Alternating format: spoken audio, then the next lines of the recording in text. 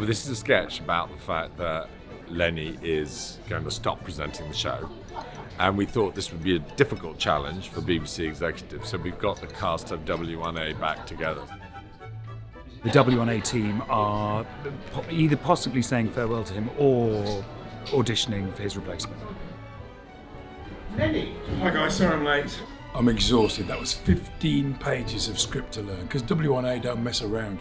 And because they handle the dialogue in a kind of Howard Hawks, really fast fashion, backwards and forward, if you're the person coming into that, it's really, really difficult. What? It's been really interesting getting back into the rhythm of it. It's quite tricky. It's sort of like a sport.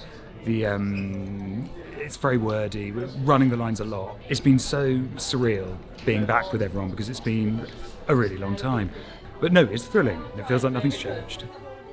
And we've got Monica Dolan and Hugh Bonneville and Jessica Hines, and they are auditioning a lot of other people to take Lenny's job, but unfortunately the meetings have clashed, so Lenny is there when Richard Madeley comes in, when Romesh Ranganathan comes in. It's a disastrous cock-up. I think there were some very unlikely candidates today.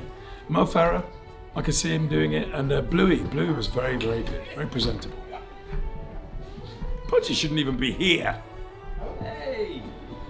Obviously, I'm one of the keen contenders, do you know what I mean? I've been vying for that guy's spot for a while now. He knows. I've messaged him about it and I've said, look out, Romesh is coming. He didn't reply, but I'm sure he got the message. The BBC in Shepperton, and today we're doing shooting for Red Nose Day. I was dressed as you can see, Theophilus P. Wildebeest. 2, 1, action. Oh, hi Lenny. Didn't realise you were here. It was nice. It suits me, I think. It's all good. I enjoyed it. Ladies, are we feeling good tonight? Yeah! I love W1A. It's one of my favourite documentaries ever made by the BBC, and I'm so delighted to be part of it. I'm a yoga teacher, well, a yoga instructor.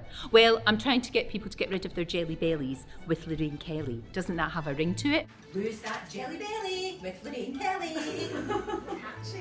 And what a great time. Just really, really good fun, and there's not enough silliness in the world, so I've had a lovely time. Well, I mean, I grew up watching Lenny Henry, and he's basically iconic. And one of the reasons I did comedy, so you can sort of partially blame him.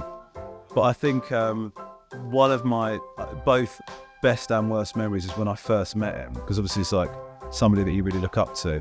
I was both excited to meet him, but also sort of tragically sad about how I'd represent myself. I sort of was like, oh my God, it's so good to have watched this. And I started quoting bits of his back to him. It was slightly embarrassing, but you know, we've moved on beyond it, and I think family's probably too much, but definitely, like, he would describe me as one of his BFFs, like almost said, like, definitely he would. Do you know what? It's going to be really, really hard to replace Lenny Henry. He is a phenomenon. He's one of a kind. He's a trailblazer. I used to watch him with a hangover, watch him on Tiswas, and I loved him, and I've loved him ever since. And he's one of these really irritating people. He's just really good at everything he does. What's going on? How many letters do you actually want? Lenny is irreplaceable, and in fact it's hilarious. He's around here today somewhere saying, "Oh, maybe I'll turn up next year." Actually, I think that'd be good. So I'm not very convinced he's leaving, but this sketch is to celebrate his leaving. Lenny.